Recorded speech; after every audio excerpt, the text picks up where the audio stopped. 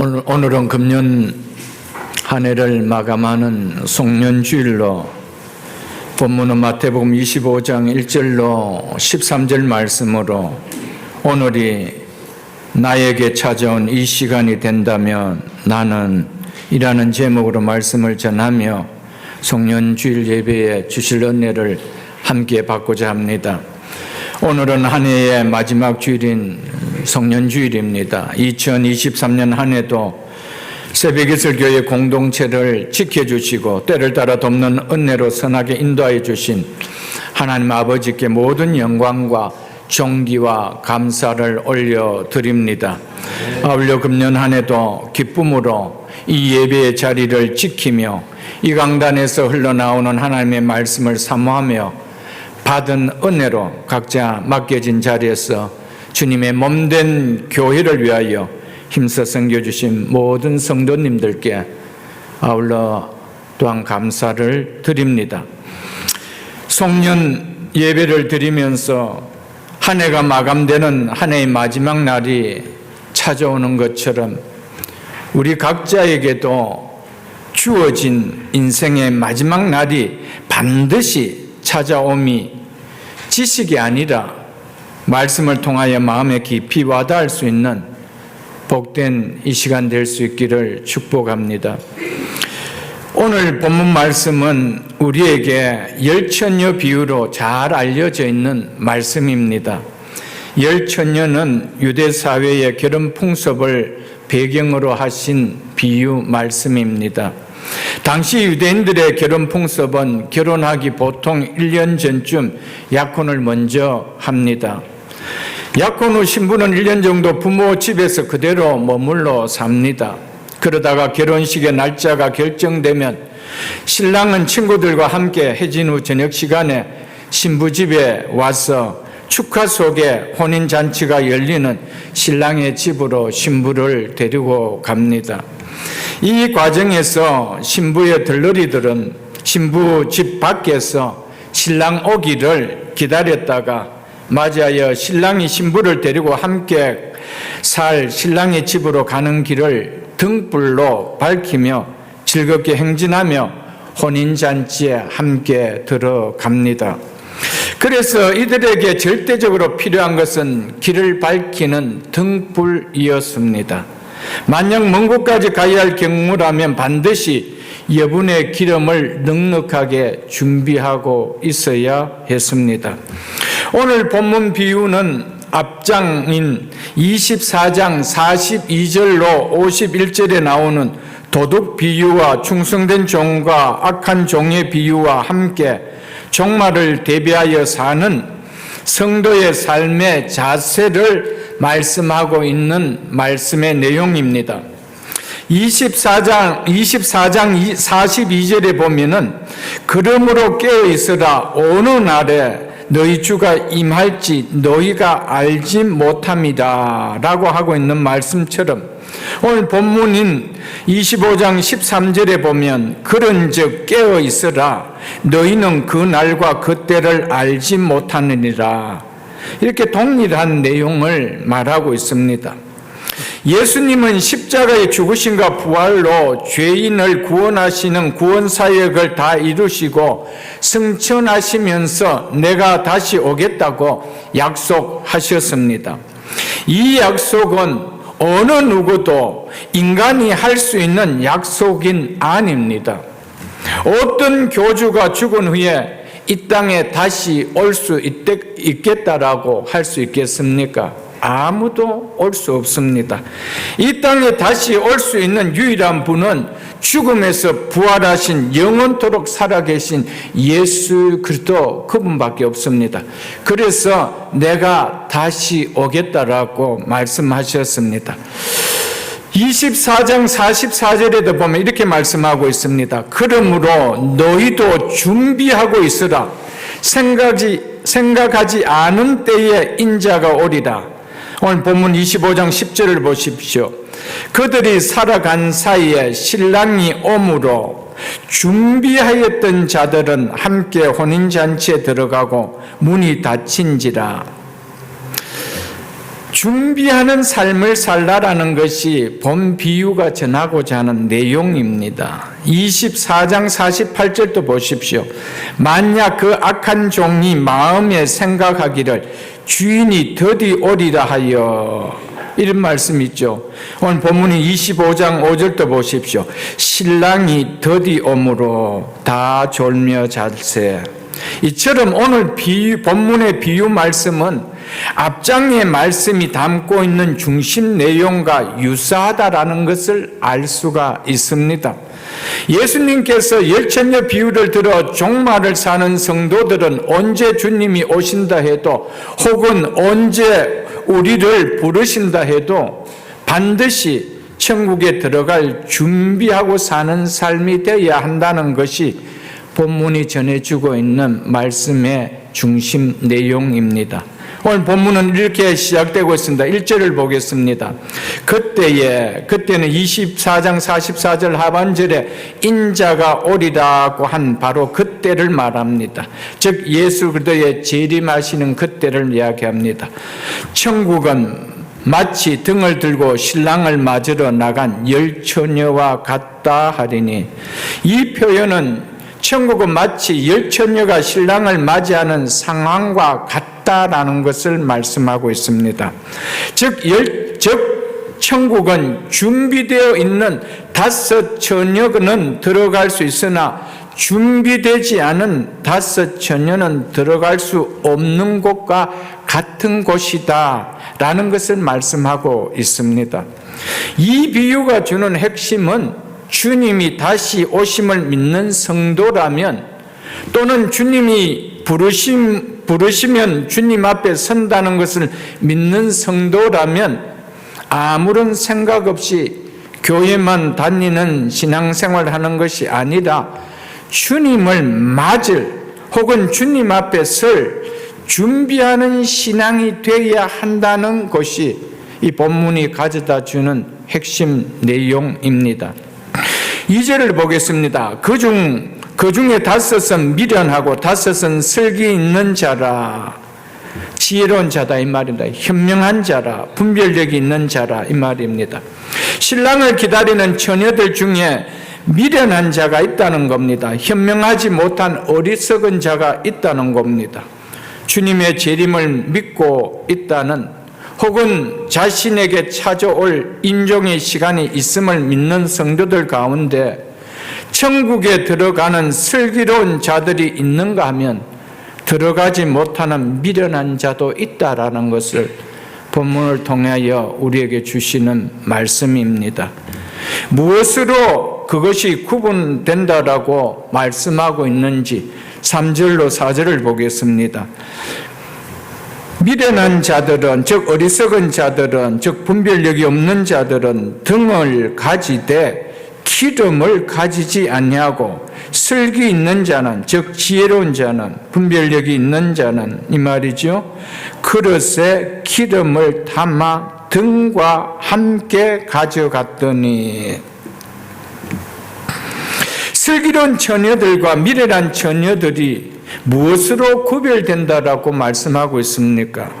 신랑이 언제 올지 정확히 모르기에 예상하지 못한 늦은 시간에 온다 할지라도 등불이 꺼지지 않고 밝힐 수 있도록 기름을 충분히 준비하고 기다리는 처녀들이 슬기로운 자들이며, 반면에 신랑이 늦게 올 것에 대해 대비하는 준비함이 전혀 없는 처녀들을 미련한 자들이라고 하고 있습니다. 고대에는 기름이 없는, 불을 밝힐 수 없는 등이라면 그것은 아무런 쓸모가 없는 것입니다. 미련한 처녀들이 등은 가지되 기름을 가지지 않았다는 것은 신랑을 맞이하는 주어진 책임에 있어서 부족함이 부주의했다라는 것을 말씀해 주고 있습니다. 결국 신랑을 맞이할 준비에서 실패했기 때문에 미련한 자라고 말씀하고 있는 것입니다. 본 비유의 말씀이 전하고자 하는 핵심은 준비성과 비준비성을 말하고 있는 것입니다. 교회에 다녀도 천국에 들어가지 못할 수가 있다라는 것이 본 비유가 담고 있는 메시지입니다. 그래서 똑같은 장소에 있는데 신랑이 왔을 때 한 분류는 미련한 자로 판명되었다는 것입니다. 그것은 당연하게 여겨야 할 것을 미련한 처녀들처럼 당연하게 여기지 않고 교회 다니는 것만으로 족하게 여기며 살았기 때문에 이렇게 말씀하시는 것입니다. 당연하게 준비할 것에 대해 준비함에 부주의했기 때문에 그렇게 말씀하신 것이었습니다. 우리는 주님이 언제 다시 오실지 알지 못합니다. 그러나 분명한 것은 주님은 내가 다시 오겠다라고 말씀하셨습니다. 그리고 우리가 언제 개인적인 죽음도 언제 맞게 될지 그날과 그 시는 아무도 없습니다. 우리가 죽음을 맞는 해가 몇 년도가 될지 우리는 모릅니다.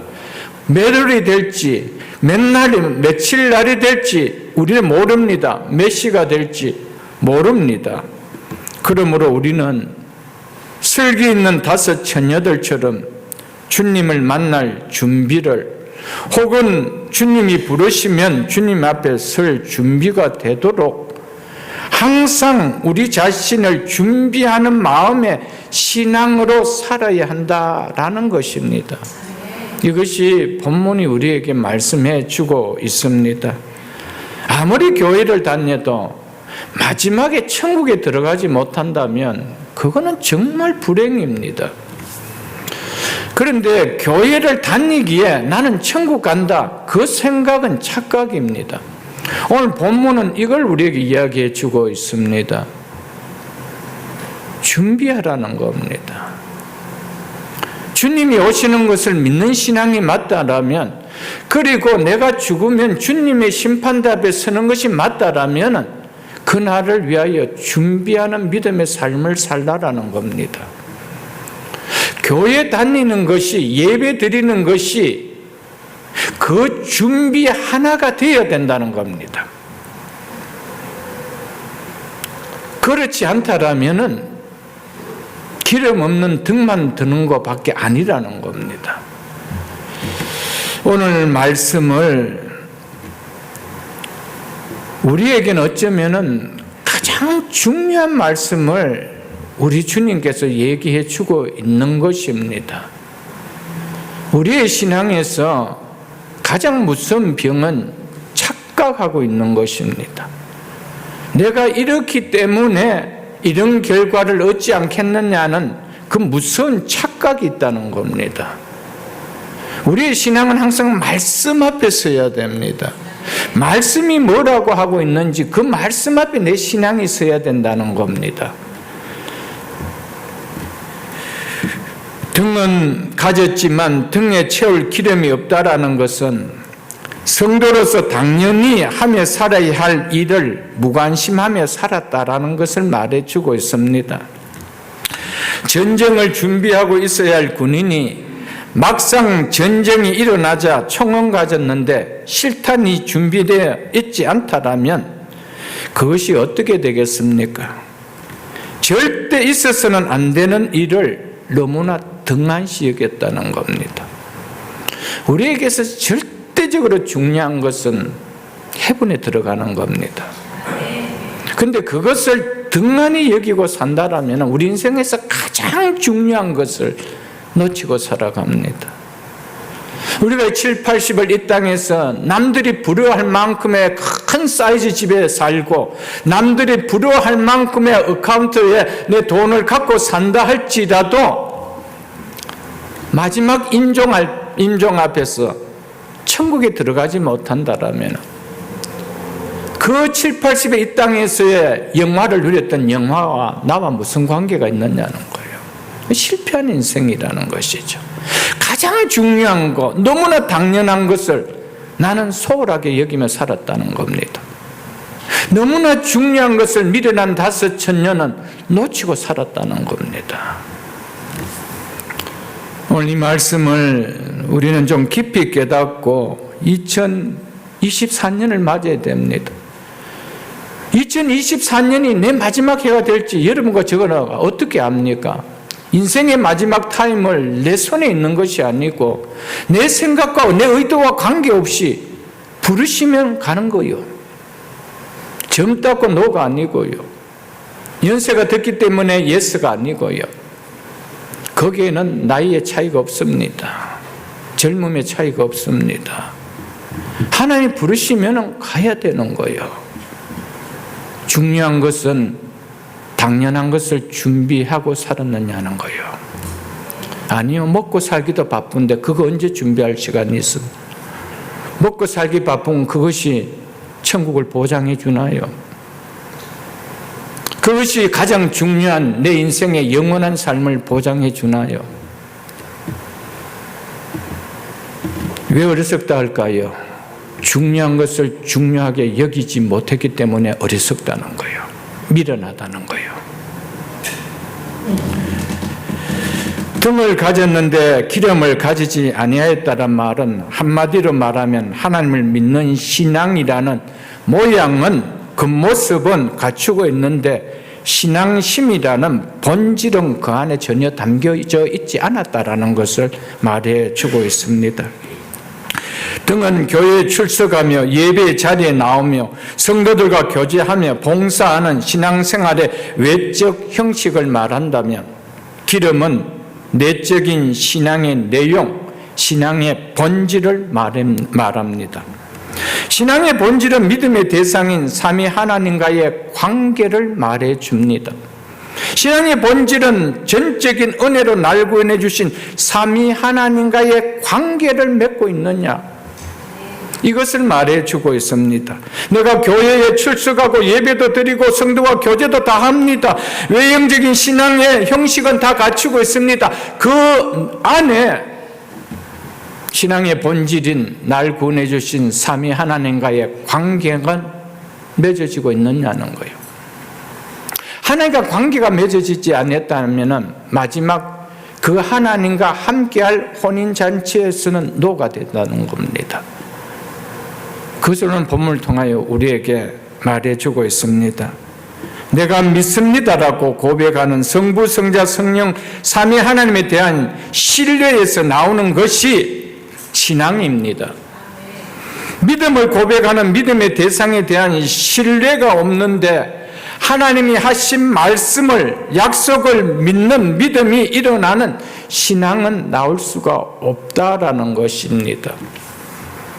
신앙은 하나님을 믿는 신뢰에서, 그래서 그분이 하신 말씀을 믿기에 신앙이라는 것이 나온단 말입니다.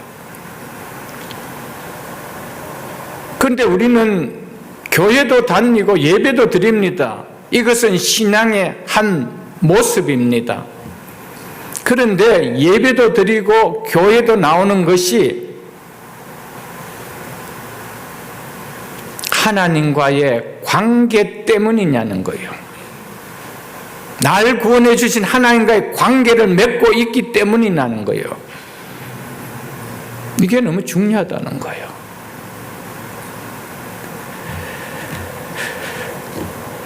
하나님의 말씀이 이런 약속을 하고 있기 때문에 오늘도 그 약속을 소망하기에 교회를 안이 나올 수가 없고 예배를 안이 드릴 수가 없는 이것이 되어야 된다는 것이죠. 그런데 그분에 대한 신뢰가 없으면 그분과의 관계는 나에게 없는 거예요. 그것은 등은 들었는데 기름이 없는 거예요. 관계를 맺지 않았는데 주님은 마지막에 나와 함께 혼인잔치에 들어가자 이렇게 인도해 가지 않습니다. 그게 오늘 본문이 주는 내용이거든요. 하나님에 대한 신뢰가 없는데, 그래서 그분이 하신 약속에 대한 신뢰가 없는데 하나님을 믿고 바라보는 신앙은, 약속을 믿고 소망하는 신앙은 나온다는 것은 불가능한 겁니다. 그래서 신앙의 외형적인 것은 붙들 수가 있습니다. 외형적인 것을 붙들었기 때문에 내 안에서 신앙이 나온다라고 말은 할 수가 없는 것입니다. 신앙이 나오기 때문에 외형이 더욱더 든든해지게 만드는 것이죠. 여러분, 오늘 말씀을 통하여 깊이 깨닫고 정말 2024년은 이제는 정말 준비하는 예배드림도 교회 생활도 준비하는 삶이 되어야 되는 거예요. 어느 타임에 여러분과 저를 하나님이 콜할지 모릅니다. 세상에 많은 사람들이 오늘 또 홍수처럼 죽어나가고 있습니다. 어느 타임에 내가 거기에 주인공이 될지 우리는 할 수 없습니다.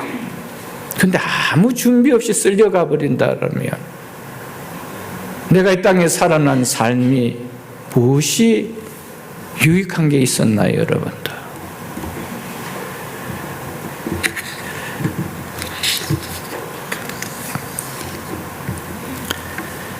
만약 하나님과의 관계는 전혀 느껴지는 바가 없는데도 자신은 신앙을 가진 사람이라고 여겨진다면 그것은 기름 없는 등만 가지고도 자신은 신랑을 맞이할 수 있다라고 기다린 미련한 처녀와 똑같습니다. 기름을 갖지 않는 등만 들고도 그는 신랑을 기다리는 자리에 있었습니다. 그러나 결과는 신랑을 맞지 못했습니다.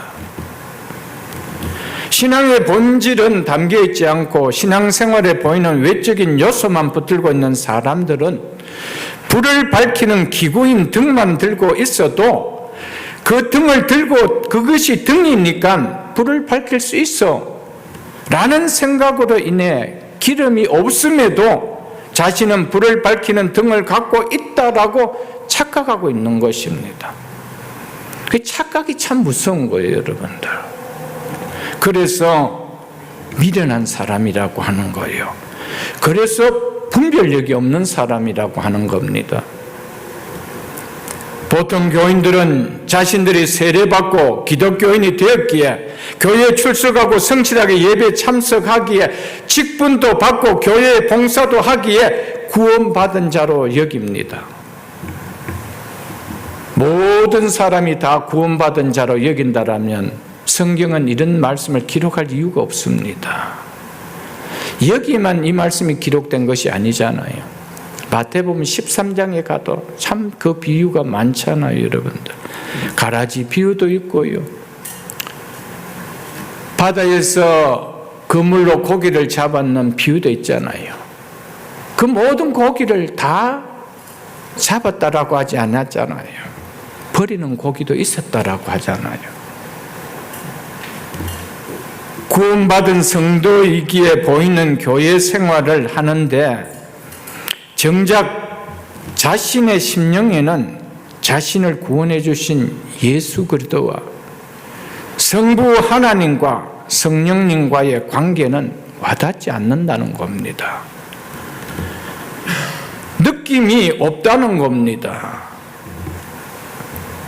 신앙이라는 모양은 있는데 신앙의 본질인 그분과의 관계는 심령에 와닿지 않는다는 거예요. 보이는 등은 들고 있는데 정작 있어야 하는 기름이 없는 등만 들고 신랑을 맞아 혼인잔치에 함께 할 것이라고 여기는 거와 꼭 같습니다. 하나님과 관계가 느껴지지 않는데 마지막 하나님과 함께 할 수 있는 그 혼인잔치에 함께 할 수는 없습니다. 교회에 다녔기 때문에 구원해 주는 거 아닙니다. 내 예배 드렸기 때문에 구원해 주는 것이 아닙니다. 왜 교회를 다녔느냐는 거예요. 왜 예배를 드렸느냐는 거예요. 그 본질을 묻고 계시는 거예요. 그 본질을. 형식은 본질을 담기 위해서 형식이 있잖아요, 여러분들. 그런데 본질을 담지 못한 형식만 있다라면 그 형식이 본질을 대체해 주지 못한다는 겁니다. 여러분, 우리는 몇 년 송년을 맞습니다. 언제 어느 타임에 내 인생에 송년이 올지 우리는 알 수 없습니다. 한 해 한 해에 마감하는 날이 있는 것처럼 내 인생도 마지막 날이 있다라는 것이 하나님께서 이 계절을 주심을 통하여 우리에게 주신 메시지를 전하고자 하시고 계신다는 겁니다. 근데 미련한 자들은 한 해 한 해 나이가 먹고 새해를 맞아서는 참 좋아하는데 새해에서 너무 좋다고 하는데 그 새해가 가져두는 진짜 의미는 깨닫지 못하고 있다는 겁니다. 그만큼 내 나이는 한 살 먹어갔는데 그만큼 내 인생의 사이즈는 줄어져 갔는데 그냥 새해니까 좋습니까? 그만큼 한 살을 더 먹는 것에 대한 책임을 느끼며 살아라는 거예요. 그게 새해입니다. 우리는 나이를 한 살을 먹는 것만큼 하나님 앞에 설 책임이 그만큼 가까웠다라는 것을 깨닫고 살아가라라고 오늘 우리에게 이 예배를 허락해 주셨습니다.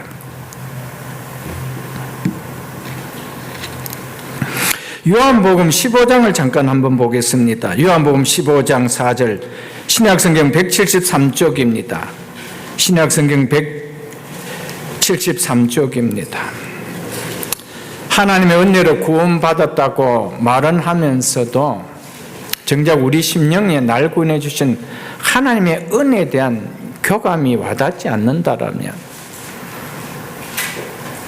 신앙의 외적 요소들은 붙들고 나름 거기에는 충실을 하는데 신앙의 본질이 담겨 있지 않더라면 그 모든 외형적인 충실함도 의미가 없다라는 겁니다. 요한복음 15장 4절에 이렇게 말씀하고 있습니다. 예수님께서 친히 말씀하십니다. 내 안에 거하라. 나도 너희 안에 거하리라. 무슨 이야기입니까? 관계 맺고 살아라 이 말입니다. 관계를 맺고 살아라는 말이 내 안에 거하라는 말입니다. 그래서 가지가 포도나무에 붙어 있지 아니하면 관계를 맺고 있지 아니하면 이 말입니다. 스스로 열매를 맺을 수 없음같이 열매는 예수 안에 거하고 있다는 관계를 맺고 있다라는 표시입니다. 참 믿음의 표시가 이겁니다. 아무리 실한 포도나무 가지라도 줄기에서 잘리면 더 이상 열매를 맺지 못하듯 예수님과의 관계가 단절된 사람은 하나님을 기쁘시게 한 열매는 나타낼 수 없습니다. 하나님께서 요구하시는 열매를 드러낼 수는 내지는 못한다는 겁니다. 그래서 너희도 내 안에 있지 아니하면 나와 관계를 맺고 있지 아니하면 이 말입니다. 그러하리라. 열매 맺을 수 없다는 겁니다. 5절 보겠습니다. 나는 포도나무여 너희는 가지라. 주님께서 우리에게 요구하는 것은 뭡니까? 가지라면은 나무에 붙어서 존재할 수 있느냐 이거죠. 우리가 정말 하나님을 믿는 백성이 맞다라면 하나님과 관계를 맺지 않고도 살아갈 수 있느냐? 그 이야기하게 주고 있습니다. 그래서 나는 포도나무요 너희는 가지라. 사람이 내 안에 거하지 아니하면 관계를 맺고 있지 않으면 이 말이죠. 이렇게 요한복음 15장에는 포도나무 가지 비유에서는 관계를 이야기해 주고 있는 믿음이란 뭐냐? 신앙이란 뭐냐? 관계라는 거예요. 관계. 그래서 사람이 내 안에 거하지 않으면 관계를 맺고 있지 않으면 뭐 한대요? 가지처럼 밖에 버려져 마르나니 사람들이 그것을 모아다가 불에 던져 사르니라. 필요 없다는 거예요. 던져버린다는 거예요. 교회에 출석하고 예배를 드리고 교회 공동체 생활을 하는 모습만 본다면 나무에 붙어있는 가지인지 꺾인 가지인지 구분할 수 없습니다. 이러한 모습만 보면 자연스럽게 모두 다 하나님을 믿는 성도로 비춰집니다. 문제는 육신의 생명이 마감되는 시간에 기름이 없는 등만 들고 있는 신앙생활을 했는지 기름을 준비한 신앙을 생활을 했는지 그때가 되면 확인하게 구분된다는 겁니다. 지금은 모릅니다. 똑같이 있기 때문에. 열처녀도 똑같은 자리에서 있었습니다. 다 신랑을 기다린 줄 알았습니다. 근데 진짜 주님이 오실 때는 확연하게 구분됐다는 겁니다.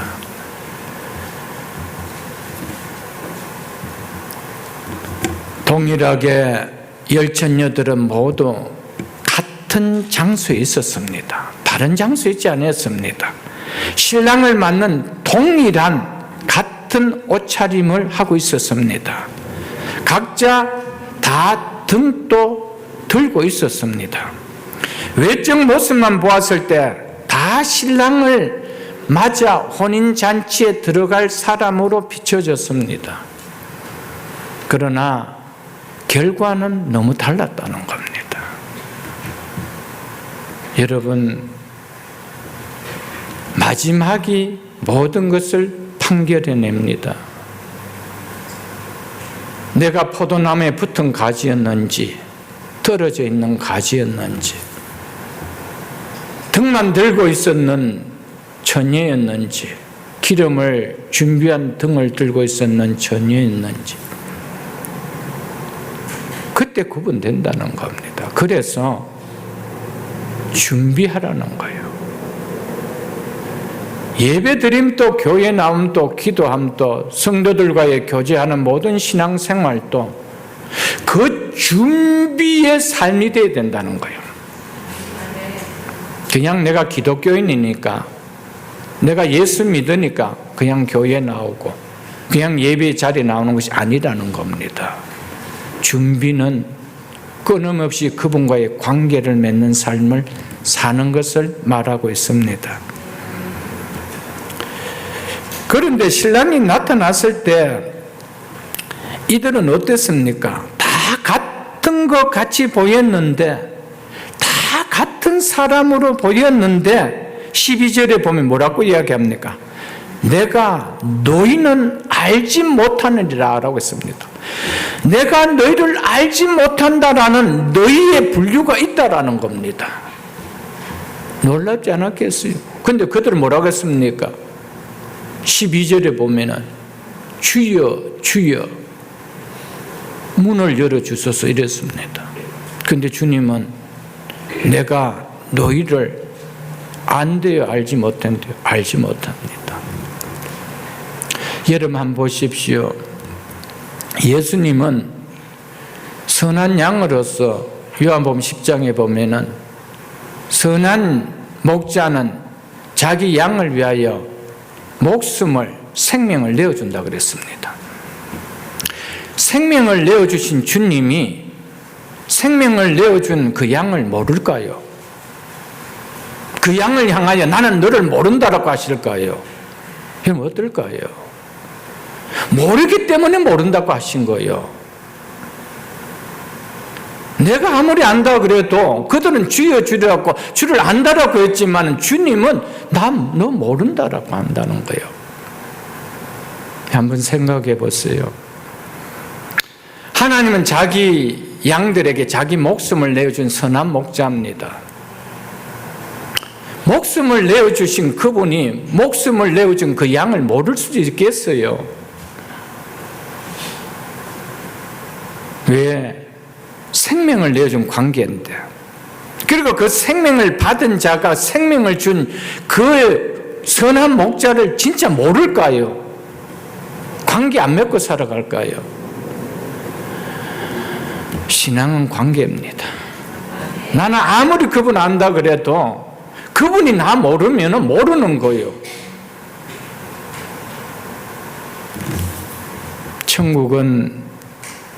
천국의 주인 되신 그분과 관계를 맺는 자만이 들어갈 수 있는 거예요. 그래서 신앙의 본질은 뭐냐? 관계라는 거예요. 관계.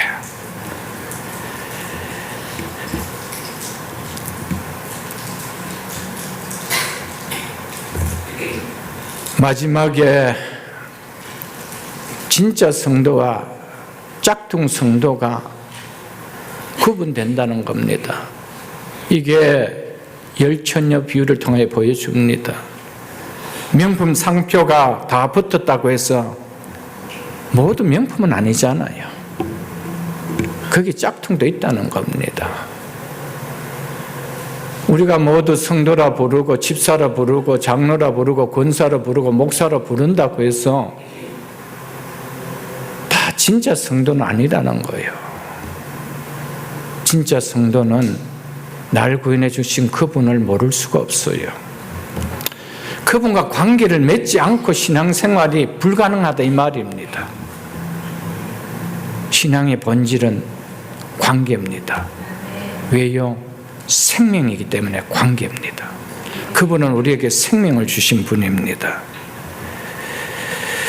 한 해를 마감하는 송년 예배를 드리면서 한 해 교회를 출입하면서 하신 신앙생활을 각자가 돌아볼 수 있기를 바랍니다. 내 자신은 혹 교회를 출석하고 예배 자리에 참석하는 것으로 족하게 여기는 생활이었는지, 아니면 이러한 신앙에 보이는 생활을 통해서 신앙의 내용과 본질을 내 심령에 채우려고 힘썼던 신앙이었는지 한번 돌아보십시오.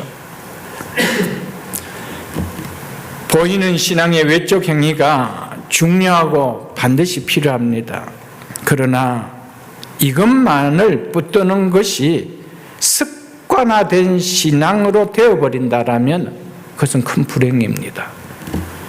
신앙의 외적인 행위가 중요한 이유는 그것을 통해 신앙의 내용을, 신앙의 본질을 담기 위해서이기 때문입니다. 그것을 담을 수 있기 때문이라는 것이죠. 예배를 드림으로 말미암아 신앙의 본질이 더욱더욱 담아지는 거 아닌가요, 여러분들? 그러므로 신앙의 외적인 행위가 신앙의 내용이 담기지 못하고 신앙의 본질이 빠진 것이라면 그것은 생명 없는 종교의 행위일 뿐입니다. 종교는 생명이 없습니다.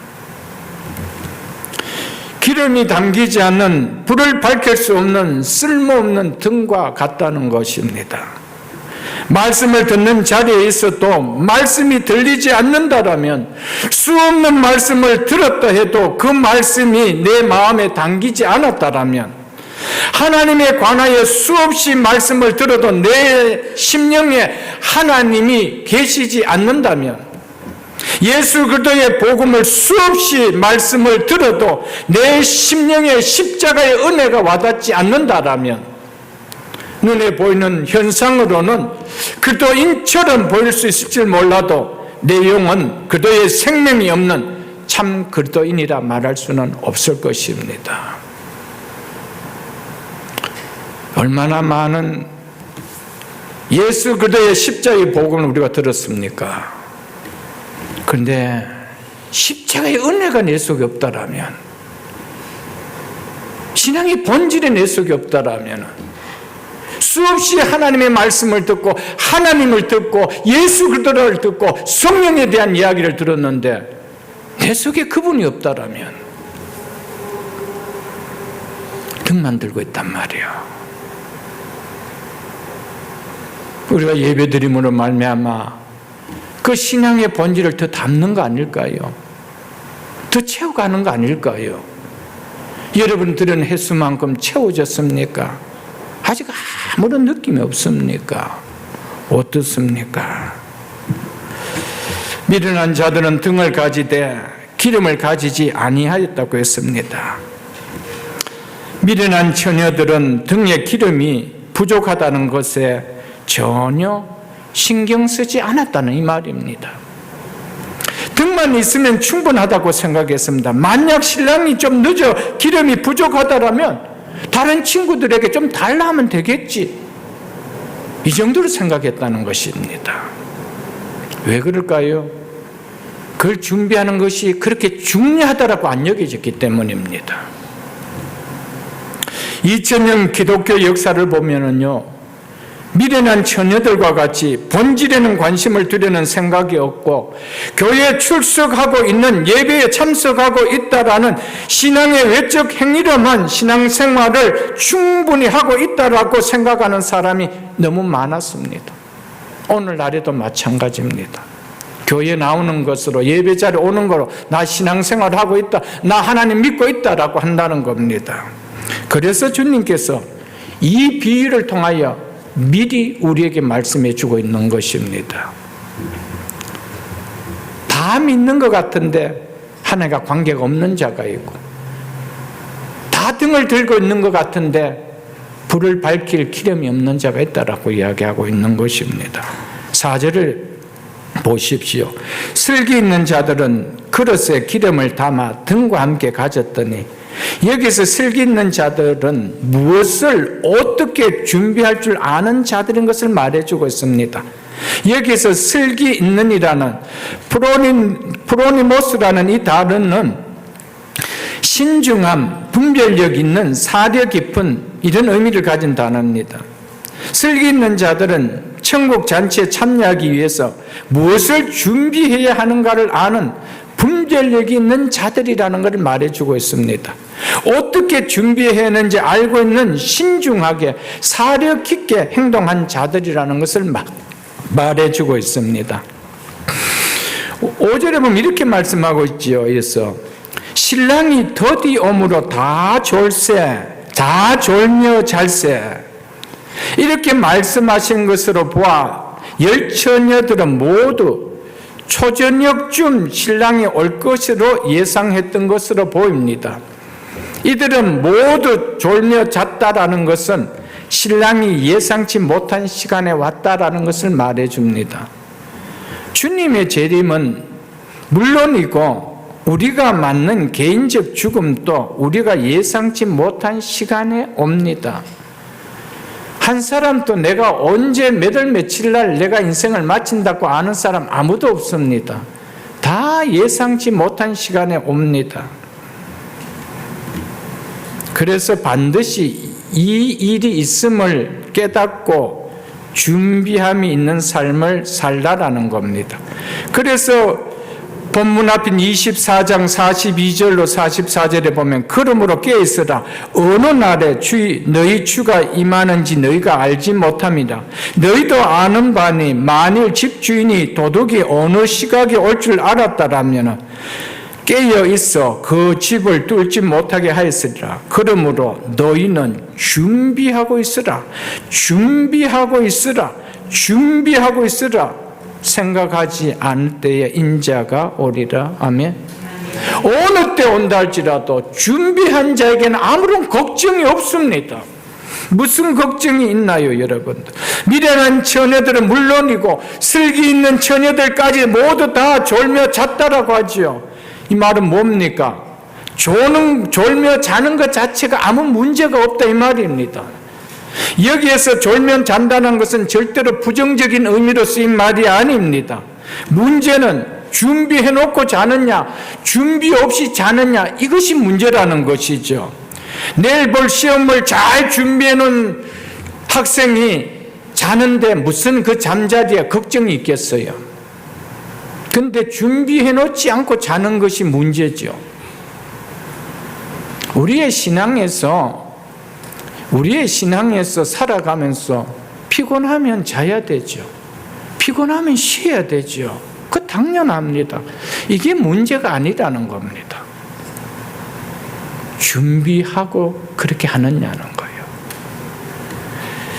주님 다시 오실 때 우리가 육신적으로 자고 있던, 깨어 활동하고 있던, 이것은 그렇게 중요하지 않습니다. 영적으로 자고 있느냐, 영적으로 졸고 있느냐, 이게 문제라는 거죠. 영적으로 자고 영적으로 조는 자의 특징이 뭐라는 겁니까? 준비가 없다는 겁니다.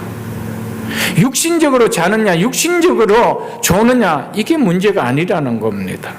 우리가 어떤 상황에 처해있던 주님 오실 때 주님을 맞이할 준비를 하고 있느냐, 그렇지 못하느냐, 주님 부르실 때 주님 앞에 설 준비를 하고 살았느냐, 그렇지 않느냐, 이것이 중요하다는 것이죠.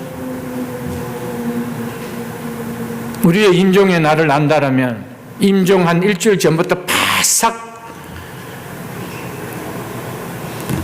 하나님 앞에 기도도 하고 누구보다 경건하게 신앙생활도 할 수 있지 않겠어요, 여러분도? 그때부터 열심히 회개도 하고.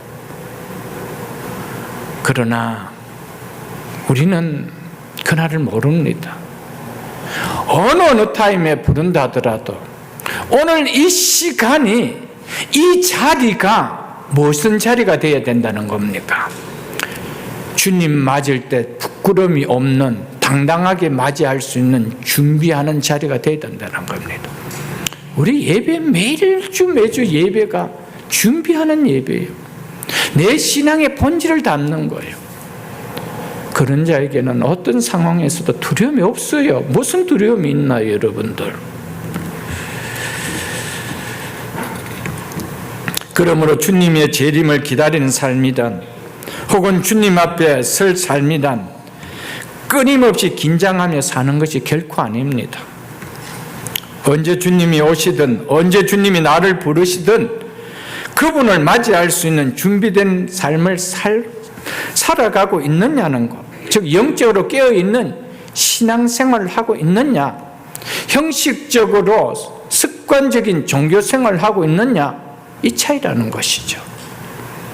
6절을 보겠습니다. 밤중에 소리가 나되 보라 신랑이로다 맞으러 나오라 하며, 밤중에 신랑이 왔다는 것은 처녀들이 예상하고 기다리고 있던 시간보다 상당히 많이 흘렀음을 말하고 있습니다. 이는 이들의 신랑을 맞기 위하여 밝힐 등의 기름이 많이 소모되어 버렸다라는 것을 말해주고 있습니다. 각자가 준비한 등의 기름이 많이 소모되었을 때 보라 신랑이로다 맞으러 나오라고 하는, 당황스럽게 하는 소리가 들렸다는 겁니다. 이 소리가 더 이상 기름이 없는 자에게는 당황케 하는 소리였으며, 기름이 준비된 자에게는 너무나 반가운 소리였습니다. 오늘 주님이 오신다면, 주님의 재림의 나팔 소리가 울린다면, 혹은 오늘 주님이 여러분과 저를 부르신다는 그 부르심의 임종의 소리가 들린다면 나를 당황케 하는 소리가 될까요? 주님을 맞을 수 있는 반가운 소리로 들릴까요? 미련한 다섯 처녀에게는 주님이 오신다라는, 신랑이 온다는 소리가 너무나 당황스러운 소리였습니다. 당황스러운 소리 들렸습니다. 그러나 슬기 있는 처녀들에게는 너무나 반가운 소리였습니다.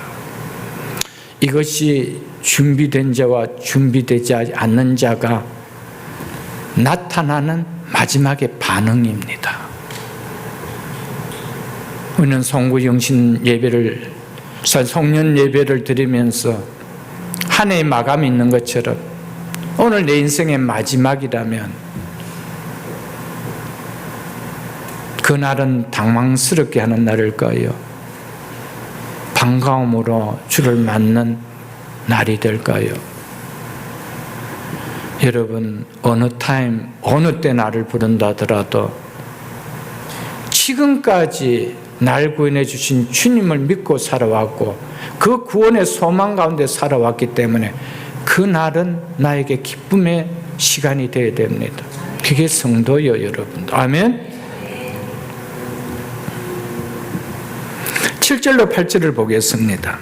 이에 그 처녀들이 다 일어나 등을 준비할세. 이 말은 다 일어나 신랑을 맞으려고 등을 점검했다 이 말입니다. 외형적으로 볼 때 미련한 처녀들이나 슬기로운 처녀들 모두 같았다는 것을 말합니다. 여기까지 본다라면 아직 슬기로운 자와 미련한 자가 구분되지 않았습니다. 다 신랑을 기다리는 자처럼 보였습니다. 그래서 등을 채비하고 있다라는 것이죠. 그래서 심지를 다시, 불을 붙이려고 심지를 다시 돋구고 있다라는 겁니다. 주님 다시 오실 때까지 지상교회 안에는 미련한 자와 슬기로운 자, 즉 알곡과 가라지가 함께 구분 없이 존재합니다. 공존합니다. 그러나 주님이 오실 때는 다 같이 보이는 것 같지만 뚜렷하게 구분된다는 겁니다. 그래서 보십시오. 미련한 자들이 슬기 있는 자들에게 이르되 우리 등불이 꺼져가니 너희 기름을 좀 나눠 달라 하니 주님 신랑 맞을 수 있는 등불이 아니라는 거예요. 이제 꺼져간다는 거예요. 심지를 다시 도구고 기름을 채워야 그 불을 밝힐 수가 있는데 기름이 없다는 거예요. 한밤중에 온다는 신랑을 맞으러 나가기 위해 열천녀 모두가 타다가 꺼져버린 등의 심지를 깨끗하게 손보며 다시 불을 밝힐 수 있도록 준비를 하는데 미련한 다섯 천녀에게는 이 시간이 너무나 당황스러운 시간이었습니다. 왜요? 불을 붙이니까 불이 꺼져가요. 보니 기름이 없는 거예요. 그런데 그들에게 등을 채울 여분의 기름이 전혀 준비되지 않았습니다. 당황한 나머지 다급한 마음으로 친구들에게 기름 좀 빌려달라고 요구했습니다. 교회를 출석하고 교회 안에서 함께 예배를 드리고 교제하고 봉사하는 것을 보았을 때 모두가 천국에 들어갈 것 같은 성도로 비칩니다. 다 열처는 그렇게 보였습니다. 우리가 다 그렇게 보이고 있지 않나요, 여러분들? 종의 기도가 늘 기도가 그겁니다. 하나님, 종에게 맡겨준 모든 주님의 귀한 주의 권속들이 천국에서 다 만날 수 있도록 하나님 다 구원받은 백성으로 만날 수 있도록 하나님 그런 믿음을 갖는 자들 되게 해달라고. 이게 저의 기도입니다. 정말 저의 기도입니다. 늘 그 기도입니다. 성경에는 나눠진대요. 거기서 만나야 될 사람이 거기서 만나지 못한다면, 거기서 당연히 봐야 될 사람을 보지 못한다면 그게 얼마나 안타까움이겠어요.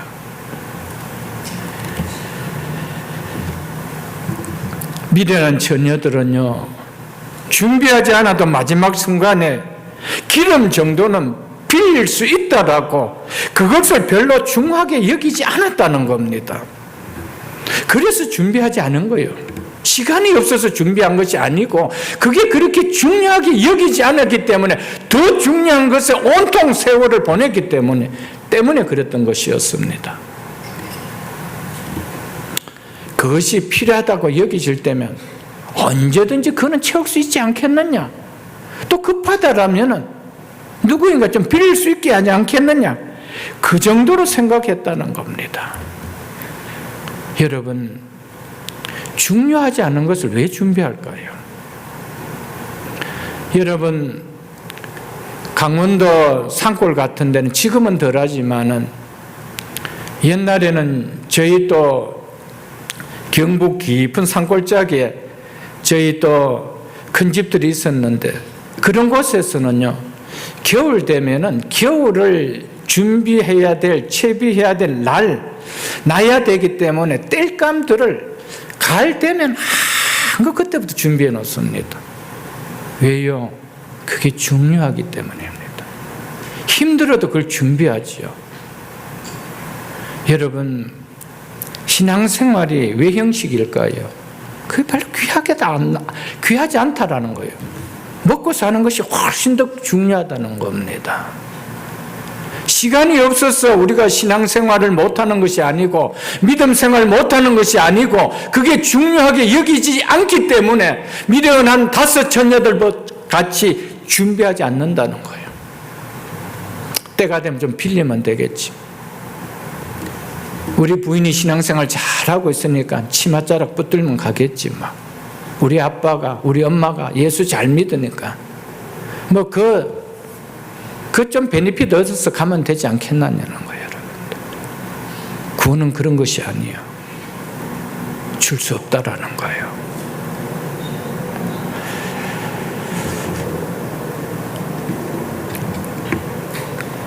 사랑하는 성도 여러분, 우리는 꼭 기억해야 됩니다. 내 인생에서, 내 삶에서 믿음이라는 것이 중요하게 여겨집니까? 별로 중요하게 여겨지지 않습니까?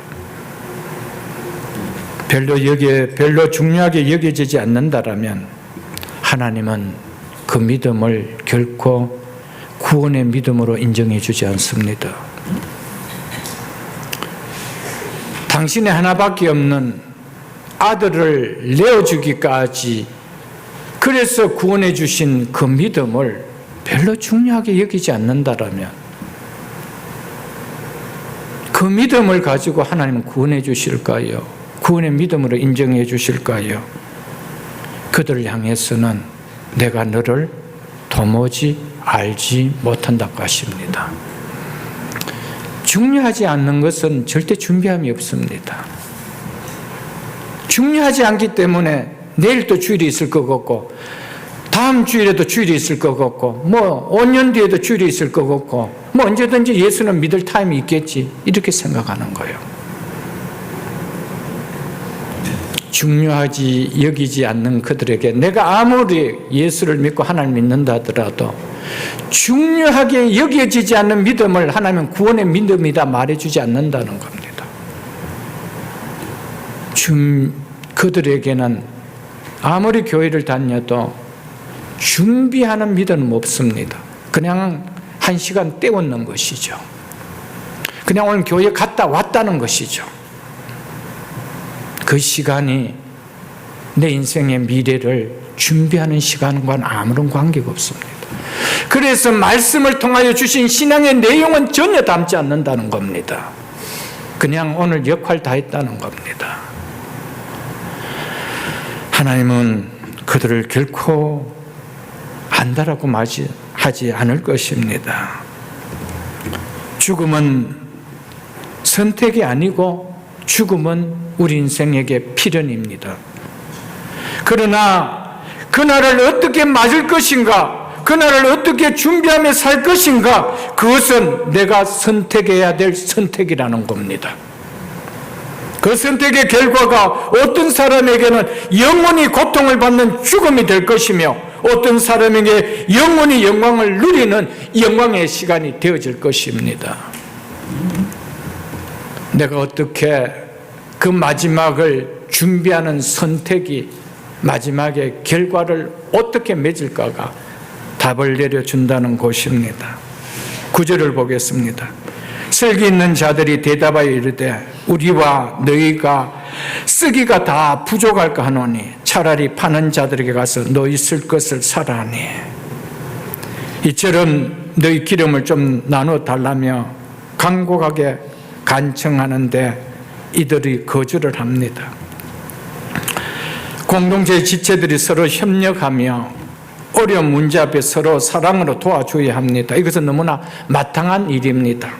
그러나 장차 주님 앞에 설 때는 철저하게 개별적으로 섭니다.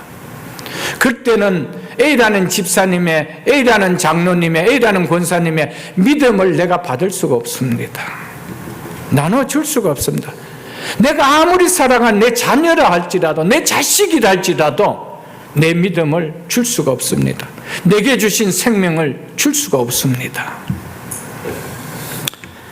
각자 자기 믿음에 대하여 심판과 구원이 일어납니다. 마지막 날을 위한 준비성이란 스스로 책임져야 할 문제이지 다른 사람의 준비성에 의존할 수 없다라는 것을 오늘 본문 비유를 통해 우리에게 말씀해 주고 있습니다.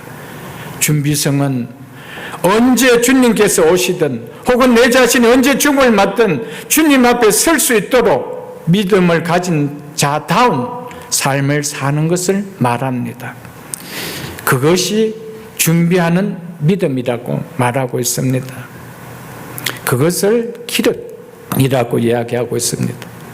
어떤 분들은 기름은 성령이고 기름은 무엇이고 이렇게 이야기하는데 24장과 25장 전체 문맥을 봤을 때 기름은 뭐냐? 믿음을 가진 자냐? 주님이 오심을 믿는 믿음을 가진 자냐? 그러면 준비하는 삶을 살라라는 거예요. 그게 기름입니다. 그래서 믿음은 매일매일 천국을 향해 나아가는 신앙생활이 되게 합니다. 왜냐하면 믿음은 소망을 품게 하는 성질이 있기 때문에 그렇습니다. 그래서 믿음이 있다라면은 소망을 바라보게 하죠. 그래서 믿음은 매일매일 그 소망을 향하여 나아가는 신앙생활을 하게 된다는 겁니다. 주님을 맞을 주님 앞에 설 준비하는 신앙생활이 되게 한다는 겁니다. 여러분 어떻습니까? 오늘이라도 주님이 오신다라면은, 오늘이라도 여러분과 저의 생명을 하나님이 거둬가신다라면은 지금까지 우리의 신앙이 뭐라는 겁니까? 주님 앞에 설 수 있는 준비된 신앙이었다는 겁니다. 그런 자에게는 아무런 걱정이 없다라는 것이죠. 그게 기름이라는 겁니다.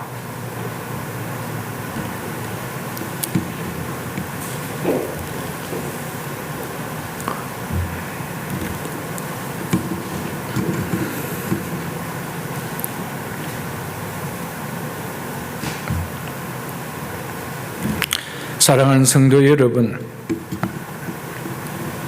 어떤 분들에게는요, 교회 출석하고 교회 예배 드리고 이것이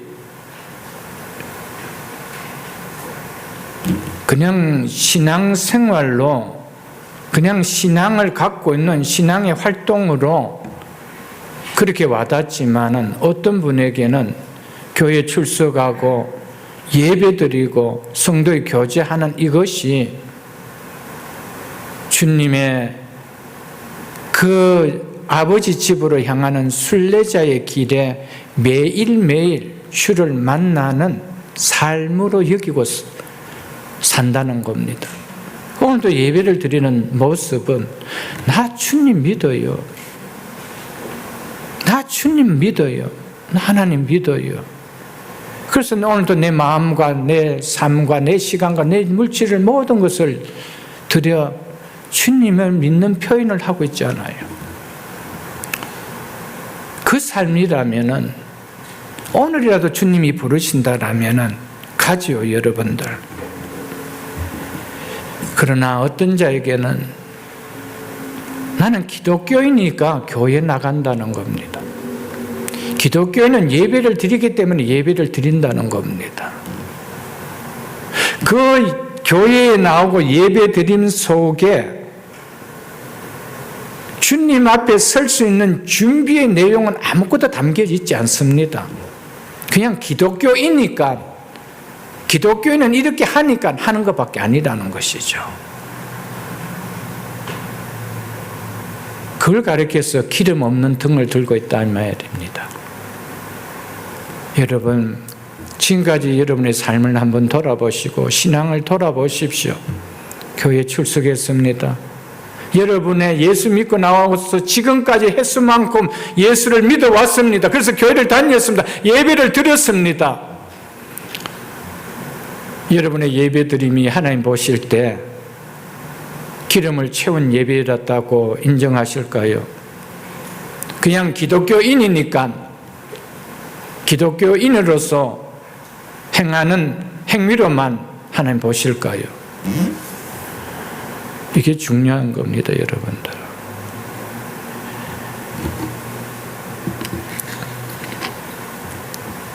그래서 재림하시는 주님을 맞으려면, 혹은 임종으로 주님 앞에 서는 성도라면 각자 자기 믿음이 이를 준비하는 삶이 되게 한다는 것이 본문이 주는 메시지입니다. 구원은 자기 믿음으로 받는 것이지만 구원의 믿음은 믿음의 삶이 사라지도록 만들어 갑니다. 그래서 로마서 1장 17절에 보면 복음에는 하나님의 의가 나타나서 믿음으로 믿음에 이르게 하나니라고 했습니다. 복음을 믿는 믿음은 결코 구원받은 믿음으로 끝나지 않는다는 겁니다. 그 믿음은 믿음으로 믿음에 이르게 한다는 겁니다. 믿음의 삶을 살게 한다는 겁니다. 그래서 기름을 준비한 등을 든 것처럼 준비하는 믿음을 산다는 겁니다. 이게 믿음이기 때문이라는 겁니다. 이어서 10절을 보겠습니다. 그들이 살아간 사이에 신랑이 오므로 준비하였던 자들은 함께 혼인잔치에 들어가고 문은 닫힌지라. 한밤중이라 살 수가 없는 그 시간에 기름을 사러 갔다라는 말은 무슨 말일까요? 반드시 있어야 할 자리에 없어져 버렸다 이 말입니다. 예수를 믿는 자라면, 그래서 예배를 드리는 자리에 나온 자라면은 이 다음에 당연히 천국에서 주님과 함께 있어야 합니다. 이것은 너무나 당연한 일입니다. 그런데 오늘 말씀처럼 너무나 당연할 줄 알았는데 당연하지 않는 자들이 있었다는 겁니다. 기름을 사러 간다라고 그 자리에 없었다는 겁니다. 그때 그 자리에 당연히 있어야 할 사람이 없다는 것은 아픔이고 고통입니다. 불행입니다. 새벽이슬 교회 성도분들 가운데 이런 사람이 한 사람 더 있기를 진심으로 축복합니다. 준비하는 자들은 함께 혼인잔치에 들어가고 문은 닫힌지라. 누가 구원받는 믿음인지 이 말씀은 분명하게 우리에게 말해주고 있습니다. 준비하였던 자들만 천국 잔치에 들어갔다라고 이야기하고 있습니다. 이 하나님의 말씀을 가볍게 여기지 않기를 주 이름으로 축복합니다. 준비하였던 자들만 들어갔다라고 이야기하고 있습니다. 요한복음 12장 48절에 보면 예수님께서 친히 이렇게 말씀하셨습니다. 나를 저버리고 내 말을 받지 아니하는 자들을 심판할 자가 있으니 곧 내가 한 그 말이 마지막 날에 그를 심판하리라. 내가 한 그 말이 마지막에 심판한대요. 왜요? 나를 저버리고 내 말을 받지 않았기 때문에 그 말이 결과 열매를 네가 먹게 된다는 거예요. 그게 심판이라는 겁니다. 여러분, 하나님의 말씀을 가벼이 여기지 마십시오. 나 이 정도면 충분하다 그렇게 생각하지 마십시오. 준비된 자만 혼인잔치에 들어갔더라라고 하고 있습니다. 이 말씀을 가볍게 여기지 않기를 한 번 더 부탁드립니다. 우리의 최종 목적지는 교회 다니고 예배 드리는 이 자리에 함께 머무는 것이 아닙니다. 나에게 영원한 생명을 주신 그 주님과 함께 그분이 계시는 천국에서 영원히 지내는 겁니다. 분명히 이 땅에 살 동안 교회에서 성도들과 지내지만 최종 목적지는 이 교회가 아닙니다. 헤븐입니다. 문이 닫혀 들어가지 못한 자가 남는다면 이거보다 큰 불행요 아픔은 없을 것입니다. 우리의 최종 목적은 이 처녀들처럼 신랑을 기다린 장소가 최종 목적지가 아닙니다. 신랑과 함께 혼인잔치에 들어가는 것이 최종 목적입니다. 우리의 최종 목적은 교회에서 함께 신앙생활을 하는 것이 아니요, 여기에 생활을 마치는 날 주님과 함께 혼인잔치에, 천국잔치에 들어가는 겁니다. 그게 들어가는 우리 모두가 다 될 수 있기를 주의 이름으로 축복합니다. 여러분, 한번 생각해 보십시오. 제가 한번 수요 기도의 시간에 그런 얘기를 한번 드렸습니다. 세상에서 제일 불쌍한 사람이 있다라면 누굴까요? 교회 다니고 예배 자리에 참석했음에도 불구하고 마지막에 천국에 들어가지 못하는 자들입니다.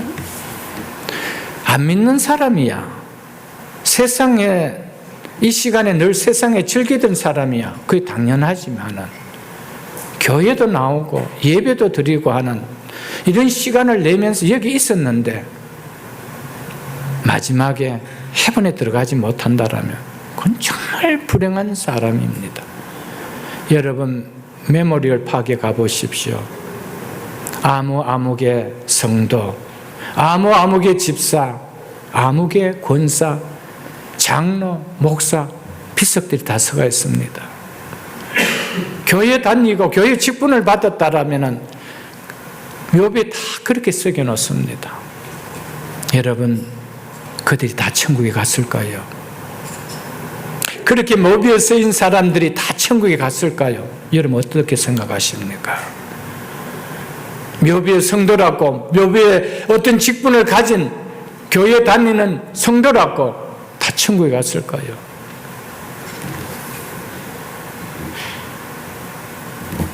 열처녀들은 다 신랑을 기다린 자리에 있었습니다. 슬기로운 처녀들도 미련한 처녀들이 나중에 드러나지 처음에는 다 그들도 신랑을 기다리고 있는 자인 줄 알았습니다. 근데 마지막 종착점 혼인잔치 집에는 들어가지 못하는 자가 있는 걸 본 거예요. 문이 닫히고 열리지 않고 바깥에서 문을 두드리는 자가 있는 걸 보았다는 거예요. 아픔이고 불행 아닐까요, 여러분들? 여러분 정말 성도가 맞습니까? 여러분 정말 집사가 맞습니까? 주의 일을 하는 집사가 맞고 권사가 맞고 장로가 맞습니까? 목사가 맞습니까? 그렇다면 해변에 가야 되죠. 당연히 가야 될 곳에 가야 되죠. 그런 성도 될 수 있기를, 그런 모든 직부자 될 수 있기를 주의 이름으로 축복합니다. 11절로 12절을 보겠습니다. 그 후에 문이 닫혀버린 후지요 남은 처녀들이 와서 이르되 주여 주여 우리에게 열어주소서.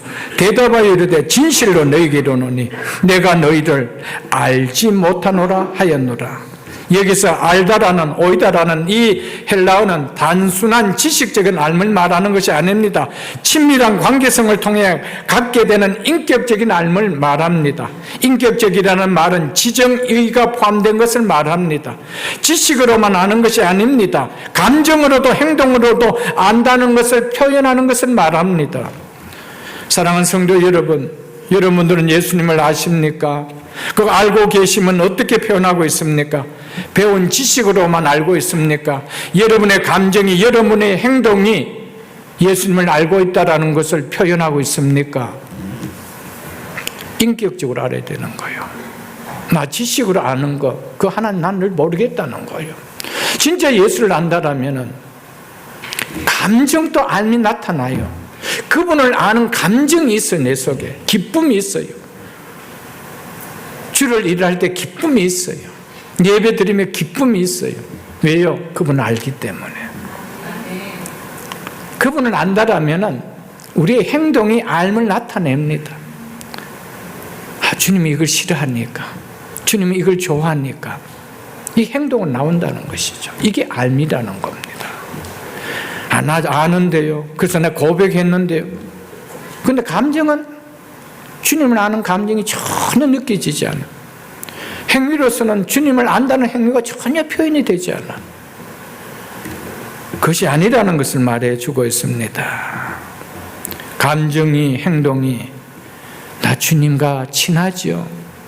이게 나타나야 된다는 것이죠. 신앙의 본질은 내가 믿는 그분과의 친밀성입니다. 그런데 그분을 믿는데 한없이 멀어. 지구 몇 바퀴 돌고도 만날 수 없을 만큼 멀어. 그게 아니잖아요. 생명을 내어주신 사이인데, 생명을 받은 사이인데 그 친밀감이 있어야 된다는 것이죠. 그래서 요한복음 10장 3절로 5절에 보면 예수님은 자신을 성도들과 어떻게 비유했냐면 목자와 양으로 비유했습니다. 목자와 양은 서로 친밀한 관계를 말합니다. 사랑하는 성도 여러분, 신앙의 본질은 관계입니다. 불편한 관계가 아니고 친밀함을 드러내는 관계라는 것을 잊지 마십시오, 여러분. 관계는 쌍방이 다 압니다. 그래서 왜? 친밀하기 때문에. 나는 주님을 알아서 주여 주여 한다 해도 주님은 나를 모른다고 해요. 이건 관계가 아니라는 말이에요. 분명히 미련한 5처녀는 주여 주여라면서 주님 안다라고 문을 두드립니다. 근데 주님은 나 모른대요. 여러분 왜 그럴까요? 친밀성이 한 번도 없었다는 거예요. 지식으로만 아는. 여러분의 감정이 주님과 친밀하다라는 표현을 하십시오. 여러분의 행위가 주님과 친밀하다는 드러내는 행위가 되십시오, 여러분들. 마지막으로 13절을 보겠습니다. 그런즉 본문 말씀에 결론을 내린다 이 말입니다. 그런즉 깨어있으라.